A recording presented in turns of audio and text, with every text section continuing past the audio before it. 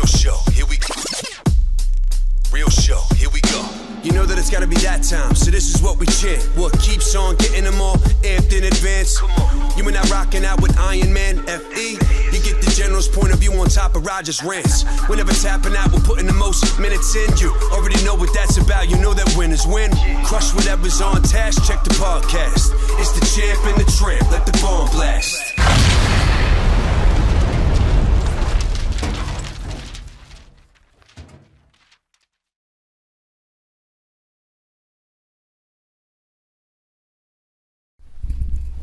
Oh, good there.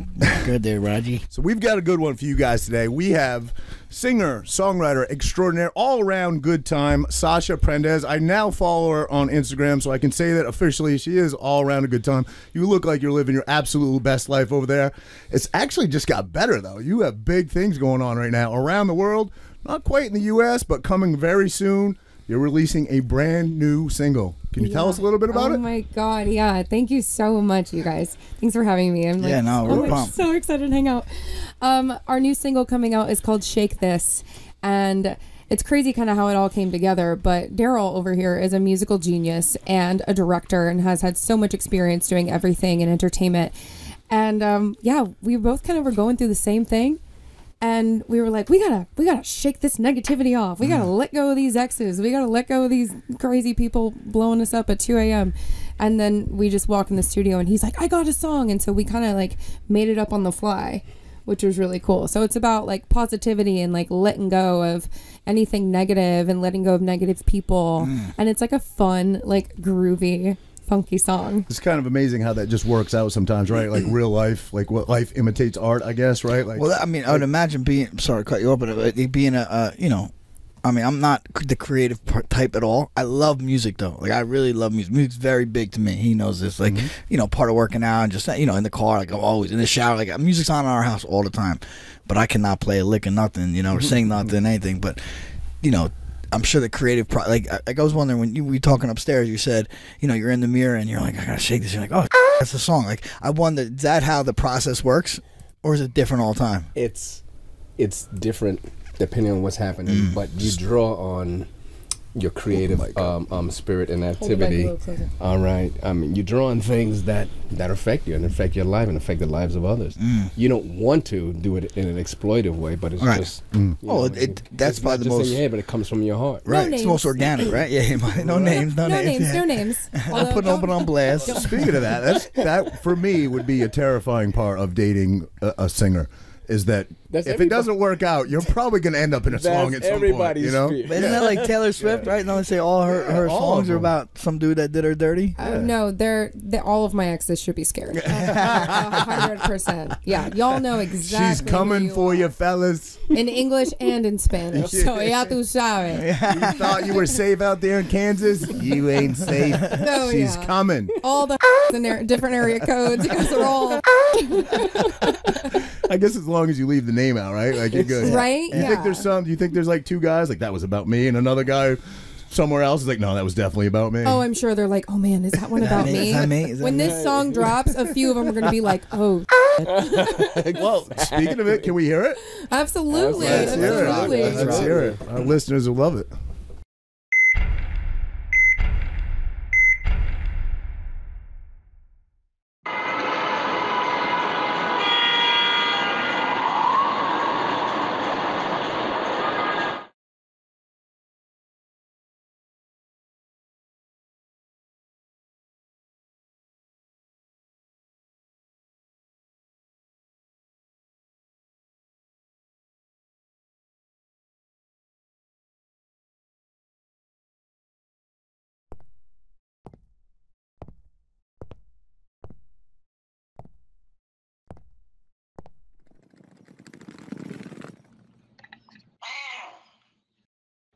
System on. Hey D, play my song. Do some fun. Dale, enséñame cómo es bailar. Break it down. I've been like kinda hiding, like improvising, my own demising.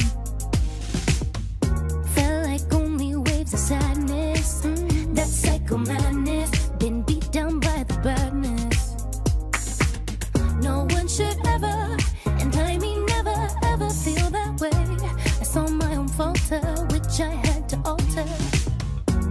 Now I'm up and I'm out, set it free, be unbound. Shake this up, let me show you how to shake it. Down, down. Ooh, shake this up, let me show you how to shake it. Down, down.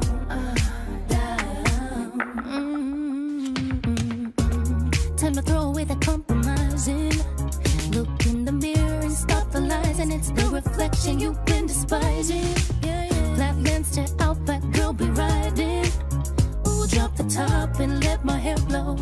Romantic rhythm sings as we go. No one should ever, and I mean no, never, ever, 'cause I saw myself falter. Now I'm up and I'm out, set it free, be unbound, be unbound. Remember that you got to shake this up, let me show you how to shake it. Down, yeah, yeah. Down. Shake this up, let me show you how to shake it. Down, down, up. Just shake it up, yeah, just shake it up. Down. I'ma teach you how to break it. Just let it go, set it free and beyond. Down, gotta show you how I put it down. Me que te gustó mi flow, soy una foto caminando por la calle en Nueva York. Te llamé la atención, te jalé pa' acá pa' un jangueo. Bien cabrón, desátate, suéltate, baby, alúcete como tú lo sabes hacer. Mami, baila, danza duro, vente, vámonos pa' lo oscuro. Sabes que contigo yo duro, no hay apuro. Mami, baila, danza duro, vente, vámonos pa' lo oscuro. Sabes que contigo yo duro, no hay apuro. Shake this up, let me show you how to shake it.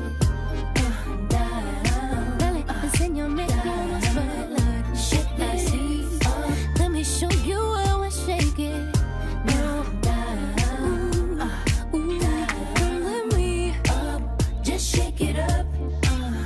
Shake this down. I'ma teach you, I'ma teach you, I'ma teach you. Let me show you how I shake it down.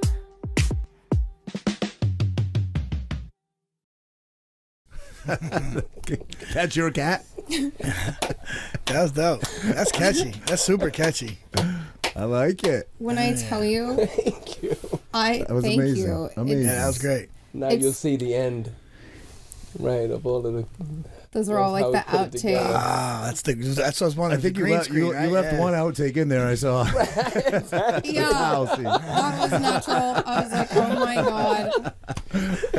Yeah, that was great, man. That was. So right now, that has been released essentially worldwide, just not in the U.S., and is trending remarkably well right now, right? Correct. Yeah. Amazing. I know Darrell showed up before you. Darrell is her producer, and he was quite happy when he got here because he's watching all the numbers on his phone. Oh yeah, yeah. So nobody tells me anything. Can you give us an update? I told him that. I said, she's just like, what? I'm like, she hasn't even seen this kind of stuff before. Every day I'm like, do you have an update? He's like, oh, I'm gonna find out. I don't know why everyone keeps this from me. Probably because I'm like very emotional and like very excited. Yeah, it's your baby, right? You so if they tell me something, I'm like, I gotta call my dad. You know, Exactly. But things change every day. But yeah, definitely tell him more since you know. Like I said, I mean, it's like every day more and more radio stations are being added internationally.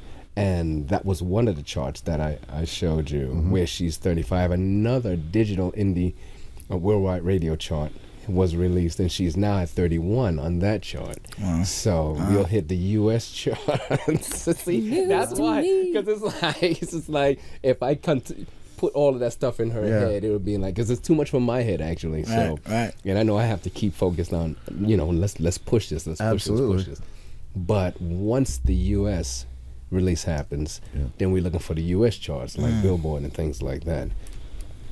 And Hopefully, to the moon. the trend Let it will run. continue. Let it run. The trend will continue. That's amazing. That's amazing. Everywhere. You pulled in a Latin rapper there too, as well, right? Oh yeah. What's his name? That's Sadier. Sadier, the sensation. Sadier, the sensation. Yeah. Where's he from? Where's he from? He is from Venezuela, and his story is bananas. Yeah. Yeah. Do you want me to? It's very different. Yeah, you tell us. I'll tell. Bueno, Let's hear it. Tell us how we met. Yo lo voy a decir. So, Darrell, and our friend Isaac were out to grab a bite to eat, talking business, whatever. And Sadier was working like in the kitchen, and he had like green hair, tattoos, and like little diamonds in his teeth. And Isaac was like, "Yo, I really like this guy's vibe. You know, like, hey, come over and talk to us." And so he said, "Oh, you know, I do music." Speaks no English. Oh wow. And has been in the States for maybe 8 months, and showed him some stuff, and then Isaac really took a liking to him, and Daryl's like, "Well, why don't you come to the studio?" And like, respectfully, they bring someone who is working in a restaurant. I'm like, okay, cool. I've been working for a record deal for the last 20 years of my life. And this dude just walks into my session. Literally the overnight sensation. There was this guy just like, she's looking like, okay, I'm going to keep a smile on my face. But who the hell is this guy? I was like, who is this guy? And of course, I'm like empathetic because like, Latino gang. You know what I'm saying? Like we all come from like oppression of some sort. So it's like we have this understanding. And so I was like, what's up? So I kind of like corner him after the session. I see some of his work. They're like, what do you think? What do you think? I'm like, he's good. He can sing. He gives me like a Raúl Alejandro kind of vibe. He can sing. He can rap. He has a cool look. I dig it. So I take him aside and I'm like, hey. But in Spanish, I'm like, hey. I'm like, I've been working for this my entire life. I said, you just walked in. You just stepped in some shit. Like, you just somehow, like, are here right now. And I said, God is blessing you. I have no idea what your story is, but you must have been through something absolutely insane because this kind of stuff just doesn't happen to people who haven't been through some sort of hardship. And I told him, I said, don't you ever show up late. I said, don't you ever not answer the phone or fuck me around. I was like, there is money on us right now. This is my career. I was like, and you need to hit the gym. And I'm just like, hit the gym. Oh yeah. I tell Roger all the time. Oh yeah. There are similarities there to the story you were telling about someone just kind of getting a walk on.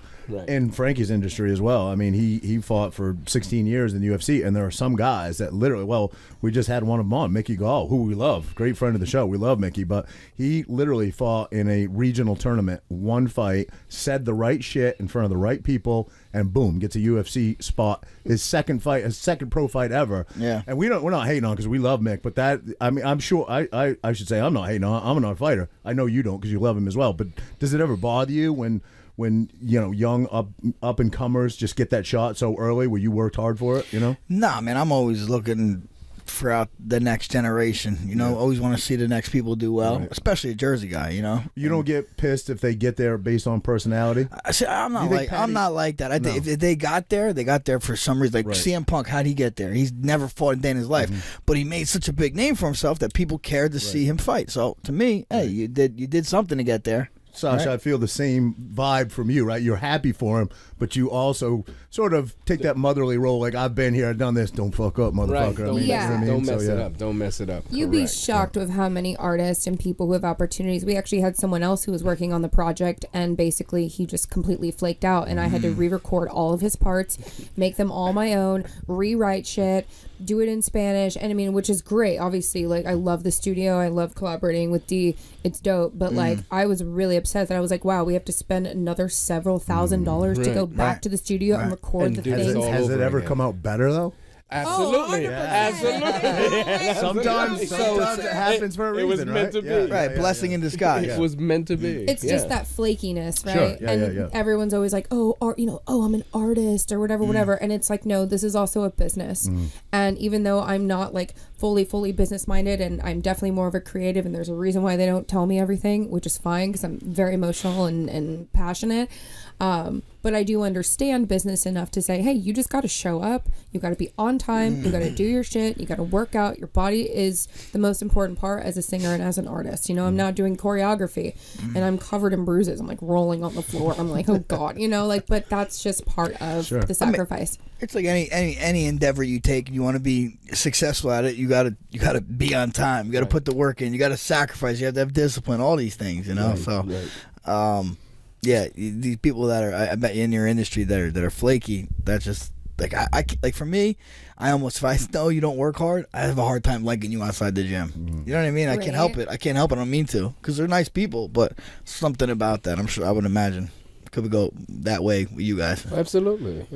Yeah, I mean, you can make a mistake, but if you're working at it, I mean, everybody can make a mistake. Yeah, for sure. But if you're taking certain things for granted, no, we don't have time for that. We're on a whole different plane, and me and my crew recognize that almost instantly, and we have no patience for it. Sure. Especially when we're working with somebody who's working as hard as us. I mean, Sasha is into it, and she's dealing with it, and she's, I didn't do this before, I was doing that, but I'm rolling with you guys, so let's do it this way. And it's tough, and it's different, and we're all in it. If somebody shows up, and that's not their attitude. We're human, right? Mistakes happen, exactly. Patterns don't, right? And you got to go. Yeah. I saw an interview you did, Sasha, where you talked about getting into the industry and how difficult it was. Your first single, Brooklyn, right? Yeah. I watched that. You shouted out L&G Pizza, right? Yeah. L&B. Sorry, L&B. I meant, sorry. This guy's from Maine. Yeah, I know it's a legendary spot, right? But anyway, I watched it, but I saw the interview. You were talking about like all the effort and all the energy you put into getting it, and how people don't realize. They hear the song and they're like, "Oh, this girl popped a new single. Like, it's cool. Let's give it a listen." You know what I mean? And they don't understand the years of sacrifice and effort that went into it. Can you speak to that a little bit? 100%. Especially the song Brooklyn. I mean, that was your first, right? Yeah. So the song Brooklyn was really special to me. So I grew up in Kansas for about 18 years, graduated from KU, Rock Chalk, and I always kind of felt like I didn't really belong there. You don't look like you're from Kansas. You do not look like you're from Kansas. We're not in Kansas anymore, I was the only, oh man, never heard that one.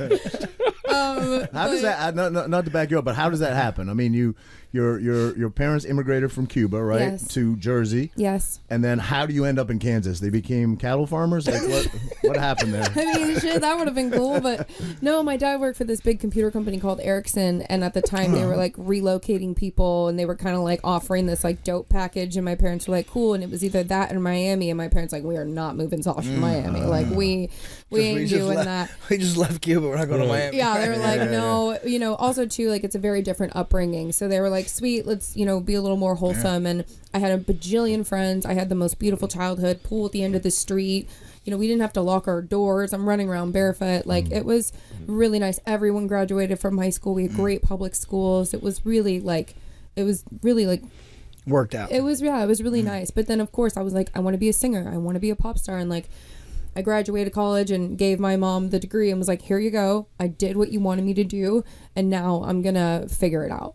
And the figuring out part is the most strenuous. And I remember I was in a relationship with a man I was completely in love with, and he ended up living in London. And I remember breaking up with him and me saying like, hey, intuitively, I'm about to go through some really tough shit, and I cannot drag you through the mud with me, because it's going to get crazy. And I don't know what it is, but I just felt it. And I have a really good sixth sense, like I trust my gut, and I trust God. And he was obviously devastated, but we're still friends, we're cool. But it was truly the best decision for me. And then from there, I was like in California and back and forth and traveling. And then finally, I was in a very toxic, abusive relationship. And it's a whole other story, but it was really toxic. And so I finally called my dad and was like, I need you. And so dad pulls up, family pulls up. Like when you're going through something toxic, you don't tell people about it. Like I deleted all of my social. I was like kind of a little hermit. And then I was like, this is not the life I want to live. And so I knew that from having a great childhood, from having amazing parents, that I was like, in order to be an artist, like you have to go through some hard shit. Like what the fuck am I going to sing about? And I knew that. So I think maybe subconsciously I put myself into these situations. Oh, really? That's interesting.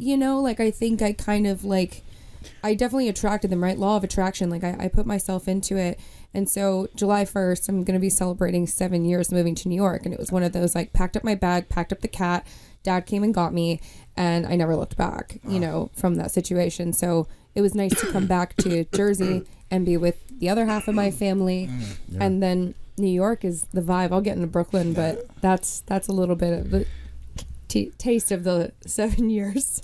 Now, your parents, when you said, you know, all right, here's your diploma, I'm going to go pursue my dream to be a singer, were they supportive, a little pushback at first? 100% supportive. Yeah. Since I was a little girl, my dad was like, you got this. Like, you want to be an astronaut, you want to be a singer, whatever you want, you can do it. But I remember us not having, like, money to pay the water bill or to have cable, and him being like, I'll work extra, get you studio time. And I was like, Dad, I don't even know what that means. Like, what do you do when you get in there? Like, I think I need a producer. Like, what songs? I have my songs. I don't play an instrument. What am I gonna do? And I'm like crying in the car, and I'm just like, please don't bring it up anymore, because I feel like I'm losing time. And I feel like I'm stuck here, and I have to finish, you know, elementary school, junior high school, and I just felt trapped throughout. It's not the most creative area, Kansas. So you had no hookups, no ins at all, and you made your own ins. So when you were even through young age, you knew you wanted to be a singer. Yeah. Was there a pivotal moment that happened where you just said a song that you heard somebody sing? Or what song changed your life? I think something like that. Oh, I have to say, it's so weird, but Kiss from a Rose by Seal as a little kid, and the Selena song, late at night when all the world's asleep and I stay up and think of you. And I'm like 3 years old singing all of these songs, and as a kid I would watch the VHS Disney sing-alongs, you know, and I loved Barney. So I was. My sister loved Barney. Dude, I'm 10 years older than my sister. She loved Barney. With you there. I was never a Barney fan, but I'm with you on Seal. That man had an amazing voice. He landed Heidi Klum for that voice, right? Yeah, good for that dude. It's like so random. I hope to meet him one day and be like, dude, you like got me started singing. That's amazing. So are they I don't think they're together anymore. No, they're not together anymore. Yeah, he's gonna write a song about her. See, men we can get back a little bit. We can get back. We can circle back. Men can do it too. Yeah. Men can get too. Yeah, see? So I moved to New York, or I moved to Jersey. I have family support. My dad was working for a company, and he was kind of hit the ceiling there. And so he goes, Sasha, I'm going to quit my job and I'm going to open my own business. He's like, I'm going to need your help. So then I was like, then I got a job in medical device sales, and then I was covering all the bills for my dad. Oh, wow. And my dad is my best friend. Like, same. Talk about someone, I get emotional when I talk about my dad, but like, talk about someone who is like relentless and has had my back and has believed in me from day one. And so, I love you, Dad. That's awesome. And so that happened, and then I ended up falling in love with a boy from Bay Ridge. And we went on a first date, and that's what I wrote the song Brooklyn about. I went home. I was like very happy in that video, playing on the guitar, and that was my little my anthem for Brooklyn. Did he take you to L&B's? That's how he did take me to L&B's. He absolutely did, and yeah, so it has a beautiful part. Then I moved to Bensonhurst, where I lived down the street from L&B's, and spent about 5 years there. Wow. Do you think that maybe it's can be troublesome in life, I guess, in a relationship, but that emotional side to you, which you clearly have, it must help with songwriting, and it must help you deliver passion to your music, right? I would think that's, as I guess, as negative as it can be sometimes in people taking advantage, I guess, of your emotional side or sensibilities can work wonders for you in writing songs and singing songs, right? Isn't that pretty much this single that you just played? It was kind of both your experiences at the time? Well, yeah, I mean, when you go through things like that, it's hard to get around it if it's in your face the whole time. I mean, and I was dealing with a lot of things. I think there were a couple of things. I had a younger brother who had passed away almost instantly, suddenly, from an illness that was unchecked. I mean, he had leukemia. Oh, wow. And they found out about it in 6 weeks. They gave him 6 weeks to live. And to the day, he died, and it took me a year to try to get over it. And then everything was just amplified, and everything, no matter what. I mean, I could have tripped on a crack in the sidewalk and said, this is the end. And so everything was hitting me at the time, and I was just like, how am I going to get around this, And I'm looking, and I'm thinking, a couple of good things happened to me. One of the things I said, the way that I got introduced to Sasha was a plus, was a positive. And then I don't want that to bleed over into what we're doing. And I'm at my wit's end, and she's at her wit's end, and I'm thinking, how am I gonna? I need to shake this. And it was just, hey, there's a song. Let's bell went off. Yeah, let's do this. And it's different for us now when we hear it. It's obviously it's something. It's personal for us. It means something that obviously nobody else is gonna get. I mean, that's any man and everybody's song. That's Adele. That's Taylor Swift. That's Beyonce. You know, if they're singing about things that have happened, it is what it is. You're doing it for entertainment, but it still has a certain thing, you know, with it makes it more real, right? I think from your own life experiences, put it into your music, right? Yeah. I mean, you don't want to put everything. Well, not about everything, but some things. Exactly. You don't want to name names. Exactly. Right? We're not doing that. But Ben Johnson back there in Kansas, that song was about you, pal. No, I mean, you know, it's always different. As opposed to being in your head, if it's in your heart, you sing. She sings differently. Sure. You probably fight differently. You know what I mean? It is what it is. Yeah. I can't sing it all, but I got about 100 ballads in me right now that are X's. But anyway, we're open. You know what I'm saying? You know, you were saying you got her email. Send it to her. Oh my God, I love it. Maybe not 100, but I got 10 solid ones. It's awesome. You were saying, like, does the emotional part of me, like, help?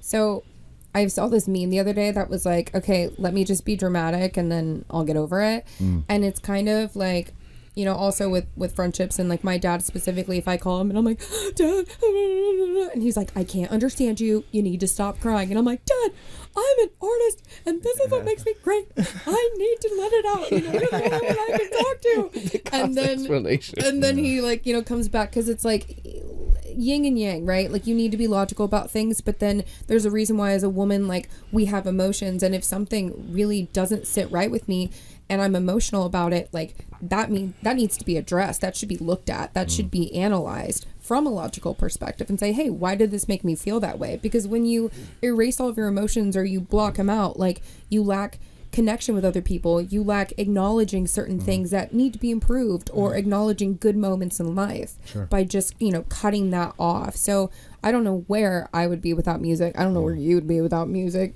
Sweet Lana. Yeah, let's speak to you for a minute, Darrell. You've been in the industry a long time. I mean, you talked upstairs. You said you work with Luther Vandross, like the Vandross family, everybody, everywhere. The list is on and on. You've got an eye for or an ear, I should say, for music. Is Sasha going to be our next major? We're going to hear her on pop. We're on our way. We're on our way. When does this air? Because by the time about a week, she'll be on her way by then. That's amazing. This will be on news. You'll be like, well, don't forget the little people. Don't forget, we'll come back. Especially Frankie. Right. No, I mean, listen. Like I said, I mean, I've been surrounded by, you know, good influences outside as well as inside of the industry. And somebody very, very close to me introduced, you know, her to me and me to her. And knowing that I don't just deal with anybody and everybody. And he was, listen, there's something here that I know you work with and that you always do good with that type of thing. And he was 100% correct. And just go and do your thing. And that's what we did. And it has paid off, and it's. I hope it continues to pay off. So you're always, I'm sure it helps. You're always in the studio with her when she's recording. Then that help? I'm sure it gives you confidence, right? 100%. And there's sometimes like we'll walk in and he'll play me like 2 seconds of the song and be like, okay, I wrote a new song. Here's like kind of what it sounds like, and then we just go in and he'll actually stand next to me. And I'll be like, okay, can you sing me the melody again? Can you sing it again? And then we'll go. And then I'll do it piece by piece. And then I'll kind of like do my own spin on it. And he'll be like, what the? This is coming out better than I thought. Because I'm making suggestions. I know how it goes. But then when she does her thing with her style, it's like, and she's looking at me. I'm like, what's the matter? This is not what was in my head because it's better than what was in my head. It's like, because I'm not the singer. So, I mean, all you can do is, like in any creative, like a director, you know, like a music producer, is like I know what the script says, and now I'm putting it in the hands of Denzel or Russell Crowe or Meryl Streep. Do your thing, you know. I mean, this is what I have. work your magic, and that's when I drop the things that I think she can do magic. Similar, right? I mean, when you're in the ring, your coaches are yelling stuff at you sometimes. Well, I mean, it's just Corey, a guy that fights for Bellator, probably the best 205 in the world, I think. But he's working his way, and I was coaching him the other day, and you know, he's had a choke, and I'm like, I keep him under. He's like, but I got a choke. I'm like, you're in there. You feel it. If you feel it, go for it. And boom, he got choked. And I'm sure that's kind of what it is. Like, hey, you're feeling it. You're in it. You're singing it. Yeah. Let me see what what's your take on it. Yeah. What do you guys call it? You call it being in the zone, right? Yeah, being in the zone, being right. Do you have that what too? Is the flow state. Flow state. You have that where just you have days where just things flow naturally and just. It's just I'm sure you have off days as well, right? But when you're in that flow state, you want to be in the studio, right? You want to be in there getting it done. When I get a first take, I'm like, oh, I'm a first take Tina. That's funny. I do that. I say that all the time when I do lines. When I do it, I'm like, hey, and the harmonies, and it'll be something new I didn't do, or then I don't do it right, and I make something else up, and he'll be like, oh, all right, we can do that now. Let's do that one. Okay, let's do that. But then if I don't get it, I do sometimes get really frustrated with myself, but then I also have to remember, like, you don't know the song. You are just now hearing this for the first time, and you're expected to just, boom, do it. But I'm so good with improv and, like, on the spot, and that's how I write. I just kind of, like, make things up as I go and just press record on my phone, just kind of, like, let things out. And so with D does the same thing, so it's like so perfect. But the person who introduced us, his name is Hanan Rubinstein, and he was my mentor, and he mixed my first albums, and we did a project together, an acoustic EP together, and then he introduced me to D. And what did he say about me? What did he say about me? I got somebody. You would do well with this person. You do this kind of thing very well, but I got to tell you, she's a lot. She's a lot. I gotta tell you, she's a lot. But if you can get past that, I think good things will happen. I was like, what are you telling me? Who is this person? Why? Why are you trying to torture me? I thought you liked me. It's like, no. That's right. Me and my wife said it with my daughter. She's a lot. She's a lot. Has anybody passive and quiet ever become great? Like, you got to be a lot, right? Exactly. You know what I mean? You got to be a lot. You got to be your biggest cheerleader. Exactly. And we vibed first day. That's awesome. I was like, I can see it now. I like this song. We should do some pyro and then do this. And he was just like, yes. Like, yes. Were you like with Shake That? Were you like, we need a cat in this video? Cat is going in this video. Well, she wants a cat everywhere. Oh yeah, a cat everywhere. I am a cat. She's a cat. Crazy cat lady. I am a cat. I have two cats, Baby Cat and Peanut. Okay. And I've been a single cat mom for 8 years, and when I escaped that situation in Kansas, I found this cat outside, and I was like, okay, I can't just leave this little creature out there. And so when it came down to packing up and leaving, it was like, got the cat, got the bag, and just dipped. And so me and Baby Cat have been through a lot of stuff, and then I got Peanut, but I was like, cat people unite, and like it made me a better person. You know what I mean? Like Frankie had a cat for a little bit. Did have a cat. It literally came through the ceiling. Well, we adopted a cat. Cute. We got some mice. So my wife got a cat. Adopted a cat. I'm not that I don't like cats. I like dogs better. I'll say that. I don't say I don't like cats. I like dogs better. But we got this cat, and the cat was definitely scared of my dog, which I understand why. And we put it in the basement, and it went right up into the ceiling. So we literally had to trap it. It came crashing down through the ceiling. Oh, it wasn't mid podcast. I think Frankie was down here probably smoking a blunt, but the thing came crashing down through the ceiling.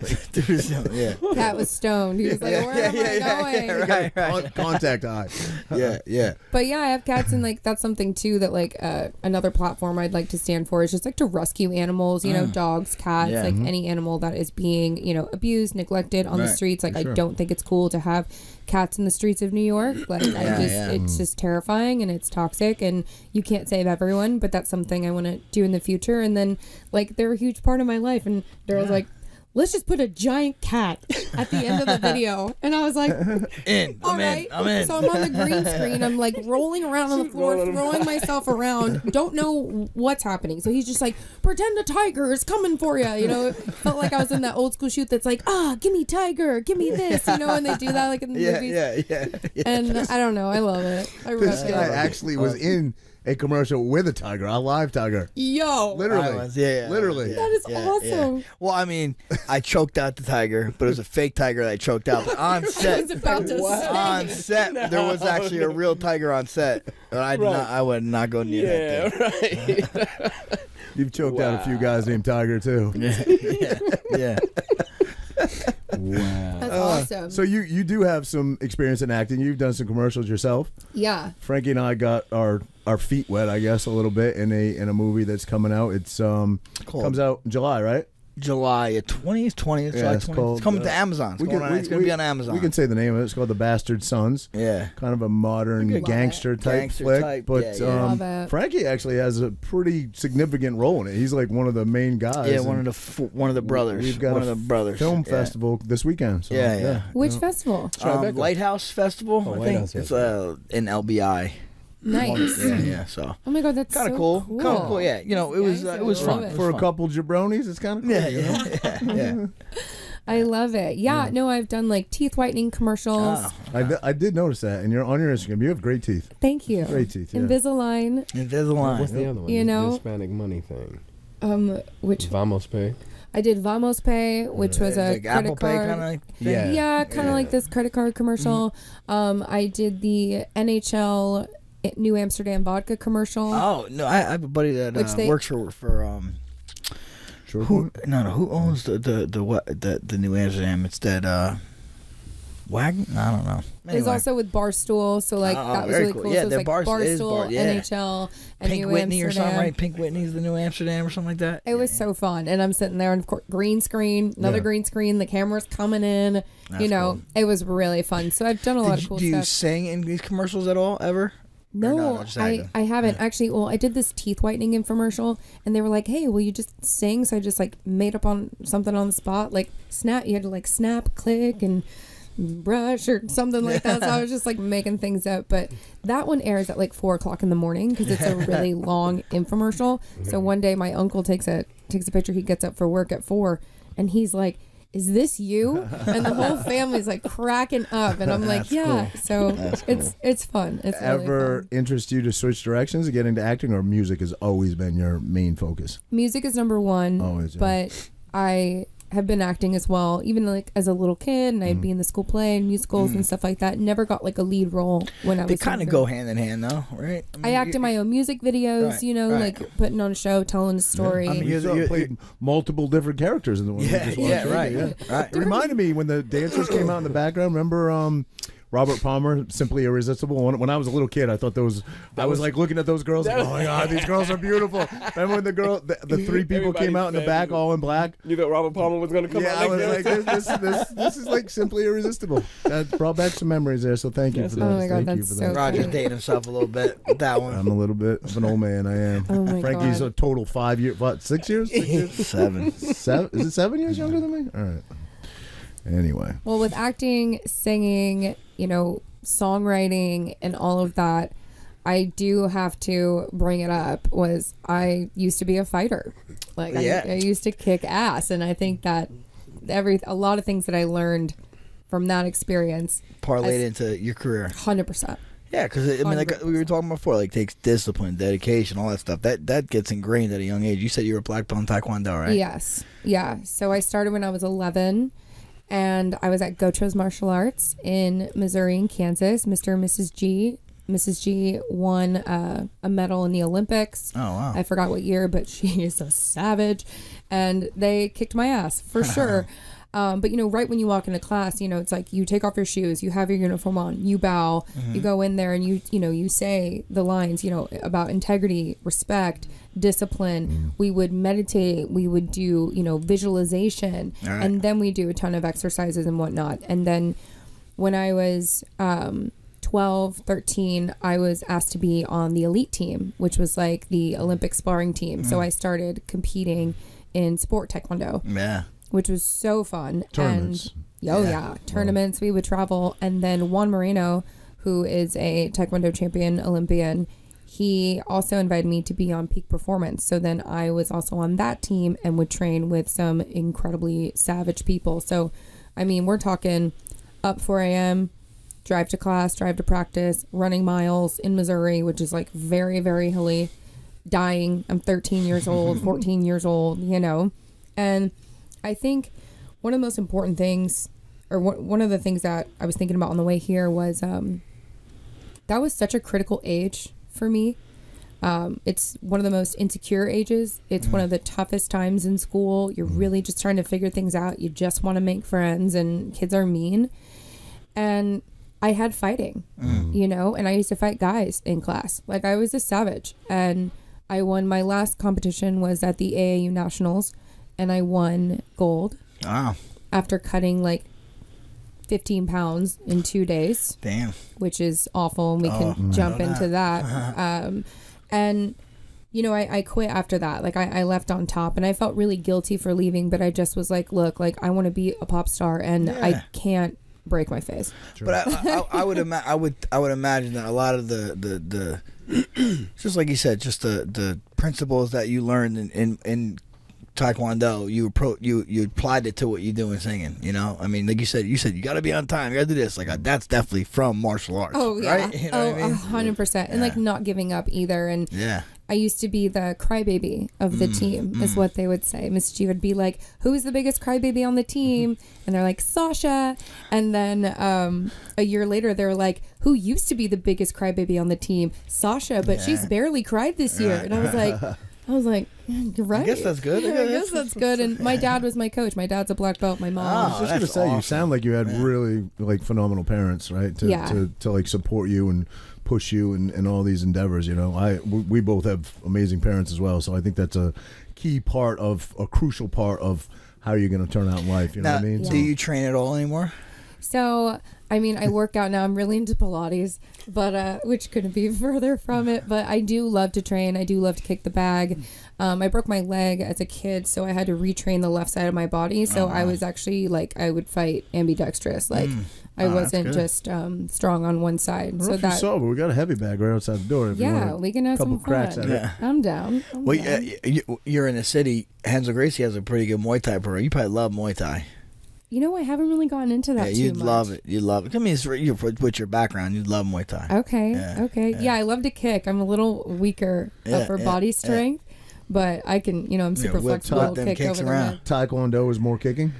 Taekwondo is like the athletic form of karate. Super, like those jumping kicks, those spin kicks. The hook, this like Edson Barboza. That's all like the spinning heel kicks. All Taekwondo. It's so fun. Side kicks, spinning back kicks, all Taekwondo. Yeah. My favorite. Muay Thai is more knees and clinches. Elbows, low kicks, stuff like that. Gotcha.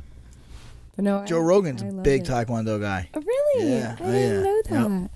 Yep. Oh my God, I love him. Pretty good at Taekwondo. He's listening. Say hello. What up, Joe? I'm Sasha Prendes, and I'm a big fan. I follow you. No, it was so fun, and again, like, my dad was my coach, and so I would everyone would be like, don't be friends with your competitors. Well, I'm super girly, so I'd be like, I'm the pink kicking princess, as a kid. I'd just be like, wow. So I always wore like hoop earrings. I was like always embracing like my Latina side in Kansas. So I had hoop earrings. I'd wear makeup, before a fight. And I'd go in there and I'd be sitting down on the side of the mat and I'd be like, oh my God, hi, I'm Sasha. What's your name?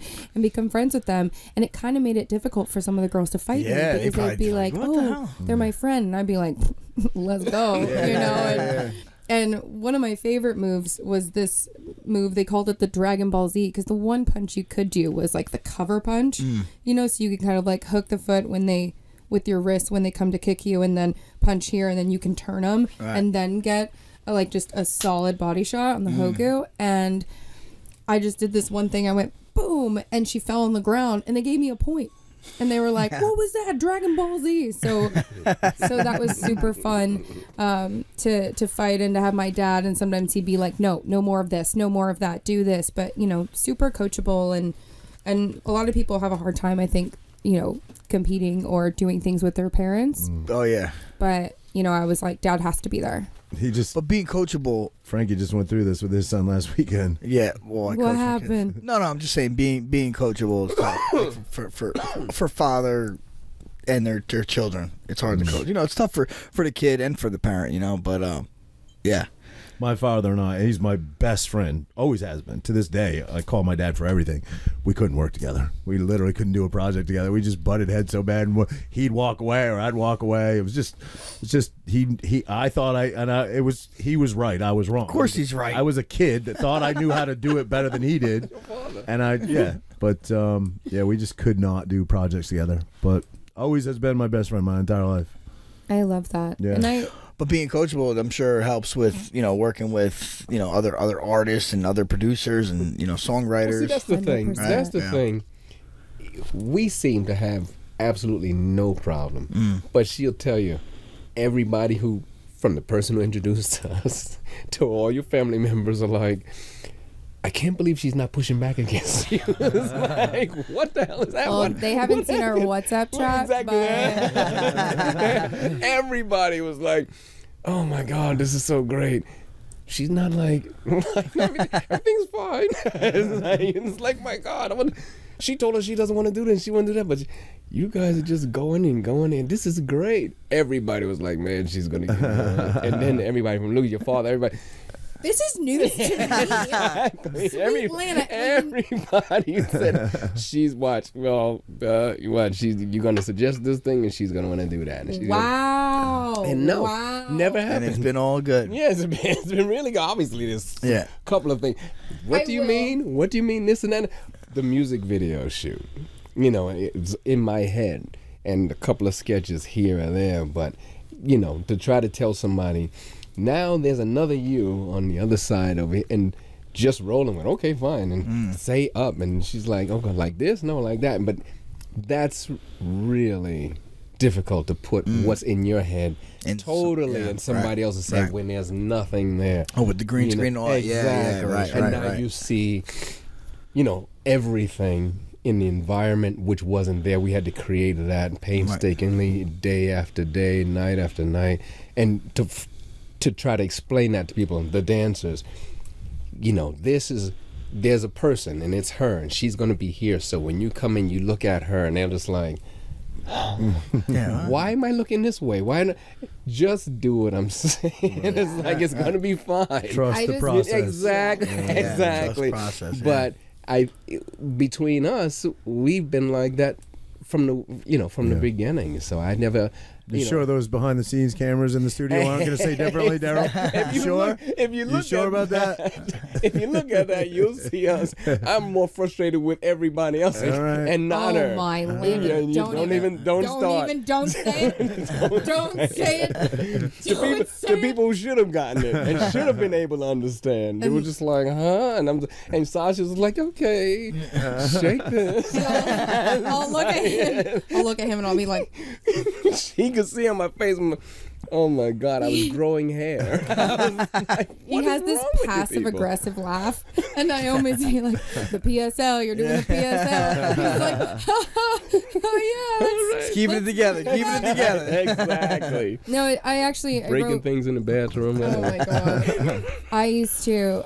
Well, I write a lot of like sad girl music. I've been through a lot of shit, and so my last album was like really dark. I have a song called Percocets. I listened to that. Yeah, listen to that. That was, it's the second song about seems very East Coast. Seems very East Coast. Molly right? Very East Coast. East Coast. It was an East Coast thing, and unfortunately, that person I loved passed away. And it was. It was not from Percocet. There was definitely like some issues there. Right. And God rest his soul. But it was one of those things where I was telling Daryl, I was like, hey, I wrote this other song, and it's like sad and whatever. And he's like, Sasha, you don't have to beat the sadness into people. Like, you can sing a sad song and have it be a little bit more of a bop, a little bit more fun. And I was like, oh. And so a lot of the work I did with Hanan, Brooklyn was like my one happy song. And then everyone's like, you're so happy all the time. You're such high energy. Like, people love being around you. Why do you sing depressing music, and I'm like, cause I'm my tar black soul, you know. And so when they were like, hey, you're gonna do like pop music or whatever, I was like, I'm down, I'm open to it. So if I'm unsure about something, I'll be like, hey, what about this, and they'll work with me. But I'm never like, absolutely not, I'm not doing this. I'm like, y'all know what you're doing, and I'm just gonna smile and have a good time, because I am having a good time. Absolutely. And their ideas are bomb. And this one, the things in his brain, I have no idea, but it's awesome. And I love and appreciate you so like, much. Both of you guys, question for both of you. Like, who do you draw inspiration from, like throughout when you were a kid to now to you know, stuff like that? So like as a your writer and then as an artist, you know. So Taylor Swift, you know, I was also in like junior high fighting at that time when her music came out and going through a lot of that, you know, weirdness as a preteen. And I loved how she called people out, and she was super honest and vulnerable with her written writing. a lot of songs about a lot of men. Oh, hell My yeah. daughter, who's 8, just went to see her and had the time of her life. I'm so jealous. I'll show you some pictures. She's with all big girls, and she's like the little girl, and she lived her best life that day. Yeah, she just kills it, and she has such a great connection with her fans, and that's something that I've really learned from her and want to do, and like have a bunch of meet and greets and secret sessions and things like that, because the fans are what makes it all go around. And you know, when I'm there like crying on my bathroom floor, you know, I just felt like Taylor was like there with me and was like, it's gonna be fine, or it's okay to let it out and do that. And her, Drake, Adele, Sarah Bareilles, these are people whose music became the soundtrack of my life. And because of how much I've been through and how much depth I have and how much soul and passion I put into everything I do, and this one too, it's like we want to be the soundtrack to y'all's lives, because there's just something about music that is like universally accepted with all humans. Doesn't matter where you're from, doesn't matter what language you speak. Our brains are all, for some reason, I mean, scientists still don't understand completely why that is, but music is there for you in a way that soothes the soul. People can't be. And it's a way to, like, you know, I'm there with you, even though obviously we're not. I saw Adele sing one time, and I wouldn't have ever thought I would be an Adele fan, but ever since I saw her sing, I'm an Adele. She is a singer. She's not a performer. She literally was up there with no background dancers, no backup singers, just a microphone, and absolutely killed it. Yeah. And I think she sang The Deep maybe when it was MTV Music Awards, but it was a lineup of all performers, and then there was Adele, who was a singer, and like she's the one I remember out of everybody. You know what I mean? Right. Just absolutely belts it out. It's like there's a song for every occasion in your life, right? Right. There's come some song for any feeling. Biggie for you. Well, Biggie's what I run out to, but yeah, I mean, there's, you know, I can make any song relative to what I'm doing. You know, that's why I always working out. I mean, you know. You've got a tattooed on you, Frankie baby, right? The most shady. Most shady. Most shady. Oh my god, I love it. Yeah. He's been in the UFC for forever, and he always runs. Have you since day one? It wasn't day one, since right? day one, since 2009. No, since 2009, always comes out, and he's got an entrance like nobody. He sprints out right to the cage, but it's always Biggie playing, and it's just the whole crowd just gets hyped. Music does that to people, right? Hell yeah. It's an anthem. Obviously, his energy they play off, but the music too. You know what I mean? So, yeah. Yeah. Who influenced you, D? Wow. That's fairly easy. My mother and father played no instruments at all, but just put all of this inspiration and music into my oldest sister, who constantly just pushed it into my head. Everybody from back with Motown and Watts to Led Zeppelin, the Beatles. I mean, just all over the place. Yeah. And not realizing that's what you're growing into and growing up to. Now, maybe 30, 40, 50 years later, you listen to that stuff now, and people are comparing stuff that I've done with Sasha to things that I heard and wasn't hearing at the time. But she sounds like this artist from the 70s, and this person, I'm hearing Donna Summer, I'm hearing Diana Ross, and I'm like, really? And so and it's like, and they're writing this, and I'm so there's proof that people actually said this. That people are saying this, and I'm just like, and I'm looking at the person who's working the business end with me, and she's saying, this is obvious. You know, we all feel that way about it. And I'm just like, wow, I didn't know. But my mother was extremely creative, and my father was extremely supportive, and my mother was a school teacher, but she created designs for clothes. She made coats and suits for us to wear when we were kids, not because we couldn't afford it, but that was just her thing. And she was a painter. She did artwork, and that's why I got into that. They both inspired me, and whether I wanted to or not, they took me to movies, tons of movies, and I was listening to those types of things, whether it was an action movie or a musical, and all that music stuck in my head. So I think that they were the biggest influences of my life. And if I had my older brother, I'm number 4 of 9 kids. Wow. and they just picked me. You know, we want this guy to do this, and we want this guy to do that, and it didn't bother anybody else, but it just stuck. And I had an older brother who was a drummer, and I want to be like him. I want to play the drums. And then he jumped from the drums to the bass. Okay, I want to do that. And he jumped from the bass to some keys, and I learned how to play the keys. And we were just doing all types of things. So I think my family had the biggest influence. I mean, but obviously I loved all of the music I was hearing, but that stuff stuck with me. It's great to hear both your parents were a big instrumental part of why you do what you do. For sure. That's what families is what it's all for. That's what it's all about. 100%. You brought up Zeppelin. What's that young band, Greta Von Fleet? Oh, yeah. That guy. I mean, for a young kid, right? I mean, the voice on that has a lot of similarities to Zeppelin. Yeah. Do you think so? Some, but I think that the stuff from Led Zeppelin, where it was so syncopated, and some music, some of the group is playing 4/4, timing, and he's doing triplets on the drums. You know what I mean? Right. It's making no sense there, and that's what stuck out to me. It's like let me listen to what these guys are doing. It sounds different. Some of the Beatles stuff, like A Day in the Life. That sounds different. That's not a regular pop song. I mean, they're telling a real story, and it's going from one type of music to another type of music. That was always the thing, and that, I think, really influenced what I do now. All of our songs have beginnings and middles and bridges, which is a lot of pop music, a lot of R&B music has none. You hear the same repetitive Do you things think today's music has lost a little of the soul of old? I wouldn't say that. I think there's a lot of things that influenced those people at the time to do those things. Sure. And as times changed, different things influenced the people to do what they do now. But so it's very different. I mean, I don't do rap. I can listen to some rap from every from every decade. I like parts of all of it. You know. Yeah. I work out 6 days a week. People are always wondering. You like new school rap? Because I'm an old school rap. I don't. I can't see you working out to Takeshi 6ix9ine. I like everything. I'm not gonna. No, he's trying to get me canceled. You're in the industry. I like everyone. But when I'm working, people. Kumbaya, my lord. Kumbaya. They're shocked when they hear what I'm listening to. I'm always having my headphones on. What are you listening to? And they hear me listening to film score stuff.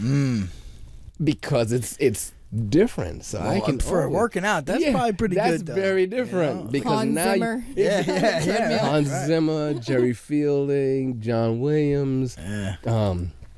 My goodness, I mean, it goes on and on. Trevor Horn, all of these guys. You know,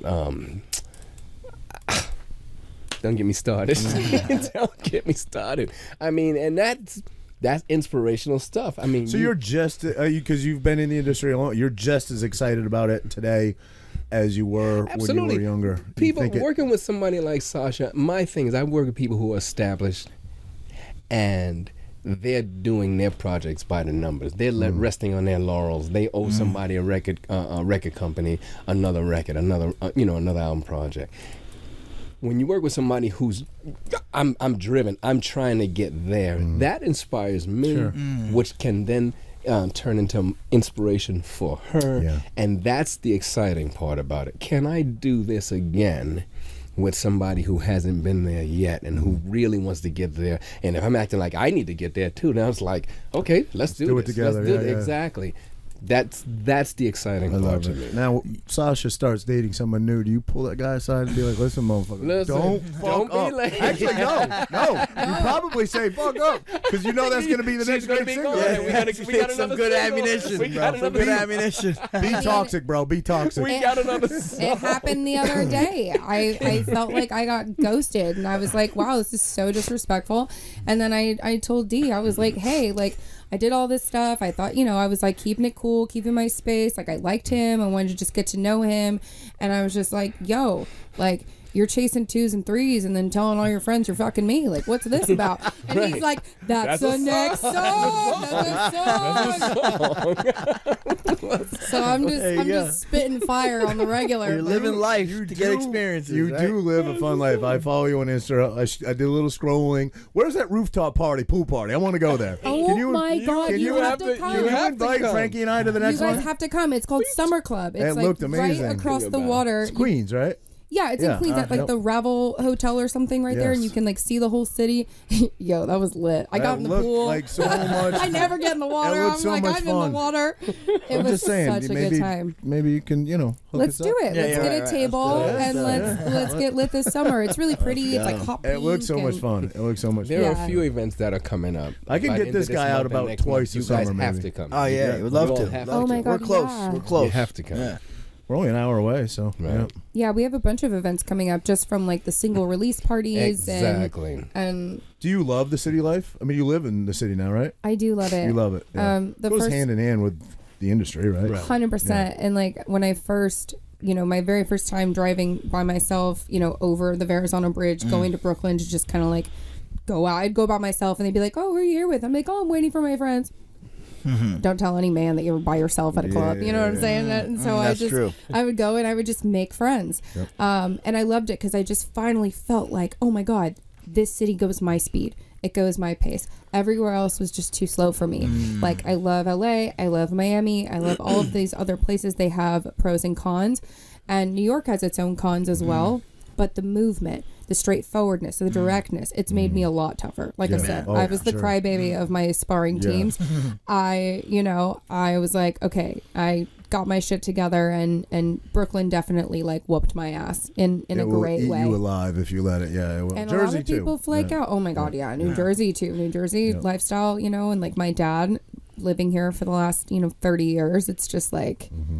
A rat race. East Coast, but it's fun. Oh yeah. I'm here for a good time, not a long time. That's like I'm in for quality, not quantity, baby. Yeah, exactly. Now, obviously, I mean, you said you've been to LA, right? I mean, there's the two meccas are really LA and New York, right, for music. Yes. And you decided New York is where you wanted to be. 100%. Because you tried LA or no? I did spend some time out there. I'd go back and forth. Ay, mira la cara que tiene, mira la cara que tiene. Started about LA. I love LA. Yeah, we love everybody. We love everybody. Kumbaya. No, but it's fake. My issue is like, I mean, the traffic is crazy. You can't really walk anywhere. Everything closes relatively early. Right. And I think if you're from New York and you're saying traffic is crazy in another part, it's different, bro. It's different. I'm a driver. I have a car in New York traffic is a little bit predictable. Yep. LA traffic, it's all the time. Exactly. Yeah. Exactly. 100%. And I just felt like too, the biggest thing in business was different. Like you would go there and you'd play your song or you record something, and then it would take forever to someone to get back to you, or they'd be like, yeah, this is like really cool, like we'll let you know, and then they never call you. And then in New York they're like, hey, you know what, this sucks, we're up 3 hours earlier than that. Yeah. That matters. It really does. And it's gorgeous. I love that it's 75 every day, but like I need winter, I need rain. Like it was, the seasons. It was like cloudy in the morning today, and I'm looking out the window, and I'm like, this is a nice sleep-in day. I'm gonna write a little. I love the summer. I love the summer. Yeah. Right? I love it. I'm always like, man, am I doing it wrong? People, it's Florida, you have summer all the time, but I think the reason I love the summer so much is because the winter sucks. 4 seasons, yeah.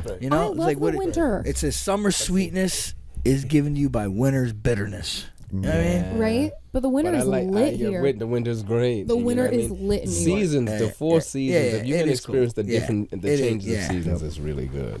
But I think the difference between, I think LA is normal, And we're so used to being abnormally fast in New York that we think something is wrong over there. When it's really us insanely rolling. We are the problem. 24/7. There is no place on earth that you can do whatever you want at any time of the day, very true. day or night. I think just I know you guys are gotta watch what you say, but just my experience with being out there is it's your show. You can say whatever you want. Exactly. I'm gonna say it too. It can be a little pretentious, and people might not even give you the time of day out here. You'll at least get a fuck off in New York. You right. know what I mean? They'll you definitely say something to you. You know. So know it. And I appreciate that, and I think that's what made me tough. That's what made me tougher. And exactly. I am very friendly in Kansas. You know, like we don't beep. You know, they're like at a stop, four-way stop. It's like, no, you go. No, ain't happening here. I grew up in Maine. Same thing. So you totally get it, and everyone's like, they'll meet me and they'll be like, you're not from New York. I'm like, I'm here almost 7 years. But I'm just like, hi. And like, I'm in the building and these people walk in the elevator and I'm like, hi, how are you? What floor are you on? Oh, I just moved in. Looking at you all fucking side-eye. Who is this person? And they're like, who is this? You ain't from around here. Right. I made a group chat actually called Sexy People of OMS. And so I just started making friends in the sauna and the gym and the different places, and I'd be like, oh my god, like you're young and hot, like do you want to join this group? And so now like we throw parties and like we all get together, we all take care of each other's pets when we go out of town. Like that's cool. I've started like I'm very that much would not happen in any other part of the world other than New York. No, it wouldn't. And everyone's like, you're so weird, but then they love it because everyone's like, wow, we've made such really good friends and connections. Little community. I really I believe in that because I had that growing up back home, like if something happened, like your neighbors would come over with food or help you out, something with work and they'd pick up your kids from school. Like it was very community, and Latinos también, like we're very community oriented. So I wanted to build that. I try to build that everywhere I go. Yeah, that's awesome. That's awesome. Yeah. I could give you a story about LA, but not on the air. Afterwards? After. You are not going to believe it. It is what it is, though. His stories are fucking nuts. We love everyone.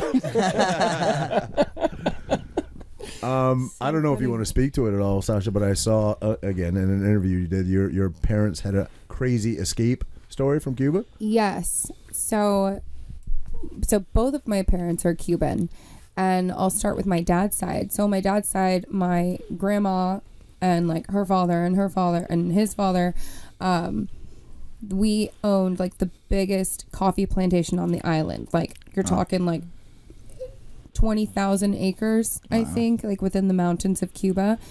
And my grandma used to ride horses, and they had like, a massive farm. And when the regime happened and everyone was it's so complicated, but what happened was Castro is a terrible person but also a genius, and a lot of evil people are really smart and manipulative.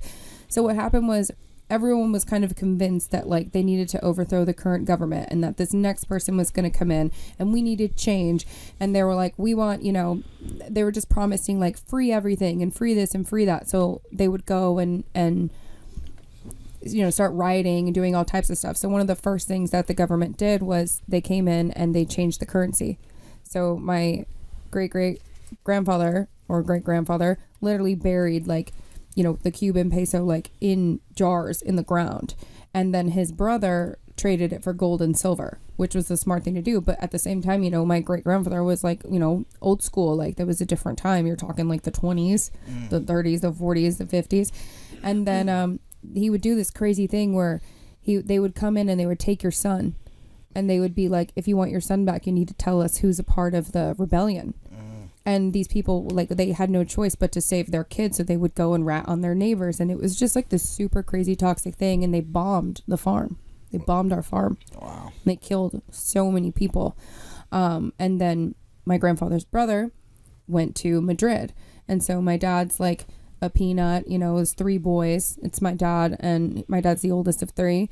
And they lost everything, like literally everything, and had to just give it up, go with the clothes on their backs. And they went to Madrid, and my grandpa worked at this like Chinese restaurant, so the kids ate Chinese for 2 years straight, and came to Jersey selling fish on the side of the road. My grandma was working at an envelope factory, and my grandpa ended up working at General Motors for many years and retired from there. And I was born in Elizabeth, and that was kind of where a lot of the Cubans kind of migrated, and we had like this whole community there. And it's just so interesting because, you know, there's so many countries that have like oppression. Everyone's trying to escape. And there was just something really unique about the Cuban situation that like the island was like popping. I mean, look at the cars. Everyone's like, oh, the old cars. Oh, everything here. It's just sad because Cuba is currently crumbling and they do make money from tourism, but they don't invest anything in rebuilding the infrastructure. And it's really sad. There's no food. It's illegal to fish. You can't kill a cow. Really? You'll wait in line for Castro's hours. family's still in charge, yeah? So now it's this other guy, I believe his name is Diaz, but it was Castro and then it was his brother Raul and then, you know, he passed away and then there's this other guy and, you know, they post online like, oh, we've won our 24th election. And they'll say things like, what dictatorship? And it's just truly heartbreaking. But I will say the Cuban people are some of the most happiest people on the planet. Like, they're so sweet. They're so lovely. They love to dance and drink and have a good time. And then on my mom's side, my great aunt, Tia Inés, she was like a spy for the anti-regime. And she ended up getting kidnapped and taken to jail or prison. And one of the guards fell in love with her. She was being tortured. Like, they did all these like really ugly like tattoos on her and like just tortured her, like really fucked up stuff. And so one of the guards was like, hey, if you marry me, I'll get you out of here. And she basically, like, you know, spit in his face and was like, go fuck yourself. And so she stayed there for like another month of like hell. And we still don't completely know everything that happened to her. And then she ended up getting into the water, jumping on a raft while getting shot at, and then made it to Miami, and then came to New York, lived in Fort Hamilton. Wow. Seeked asylum and brought my grandparents, my mom, and her brother over. And they all ended up in Jersey. Wow. And that's crazy. It's crazy. Wow. My other cousin... You gotta stop singing about men. They got stuff to actually sing about. Right? Like, it's crazy. It's so nuts. And I'm kidding. The last one I'll tell you is my cousin Vicentico. He ended up becoming a famous professional Russian ballet dancer, and he wrote several books. And at 12 years old, he is in school, and he said something to the kid next to him and was like, I'm going to America. Well, the kid goes back to his parents. They rat him out. They like call the police or the guards or whatever, and my cousin goes to prison for 3 weeks, 12 years old. And you can only imagine the terrible things that they did to this kid. Like, it was just literally torture. And that's where, like, I really draw the line. You know, it's like, you like, people like to talk about, oh, Cuba has this, Cuba has that. It's like, Cuba used to be this incredible wealthy island, and then these people came in and just destroyed it. And it's so sad because it's not just adults that suffered. Children suffered. Kids died. You know, they'd put people in camps, take your youngest child, 3-year-olds, you know, and people don't always see that side. And so that's something that I would like to advocate in the future, is just, you know, my family's just so grateful to be in America. I get emotional every time I see my grandfather. He had a stroke. He just learned how to re-walk again and talked again, and he's singing. Definitely got my singing from my grandpa. And I just will get emotional. I'll be like, oh my God, like, I have a record deal. I have a song that's like around the world right now. And I look at him and I'm like, I would not be here if it wasn't for you guys, if it wasn't for everyone in the family on both sides who, you know, risked their lives just to get out of something really, really awful, scary, and terrible. So we're super proud. We're proud of where we come from. We remember our culture. I love salsa music. We're always dancing. We're all very loud, active, warm, friendly, community-based. You like Joey Diaz? ¿Quién? Joey Diaz? Yeah, claro. Come on, let's go. Claro que sí. And, you know, Celia Cruz and Mark Anthony and everybody. Like, we love all Latinos. Like, you're Cuban, you know, again, Latino gang. We're all homies. But then we're also really glad to be in this country because, well said. You know, you can't do this anywhere else. No, you cannot. You can't do this anywhere else. And it's so hard to come from selling fish on the side of the road to then now, like, living in New Jersey and, like, we have a pool and we have some chickens, and it's just, God is great, God is good. And, you know, I think it's so important to remember where you come from, where your history is, and then rejoice and be grateful for where we all are today, because there's nothing else like it. Amen. You know, amen to that. Yeah, amen to that. I think that's a great note to maybe wrap on right there. That was you couldn't said it any better. Gracias. So where can everybody find you, find this new single that's coming out? Tell us You can find me everywhere music lives. So, let's go. So Spotify, YouTube, Apple Music, Tidal, like Amazon, Yahoo, Google Play, Yahoo, YouTube, everywhere. Also, guys, follow her on Instagram. Lives a very fun life. I follow her now. I'm always Roger's trying to get invited to some parties over here. Let's go. Yep. Yeah, you can find me SashaPrendes.com. It's SASHAPRENDES. Sounds like a Z, Prendes, but in Spanish it's Sasha Prendes. But so yeah, it's Prendes with an S. And the single is called "Shake This." And I'm just so excited. We got a sneak peek, guys, of the video. You guys got to check it out. Amazing. A lot of hard work put into that, and the cat's in there too. So get the cat. Gotta have the cats. Gotta have the cats. Oh my god! Thank you guys so much for having us. Yeah, thank you. Excellent. We got to have you sign the board, of course. Oh my god! Yes.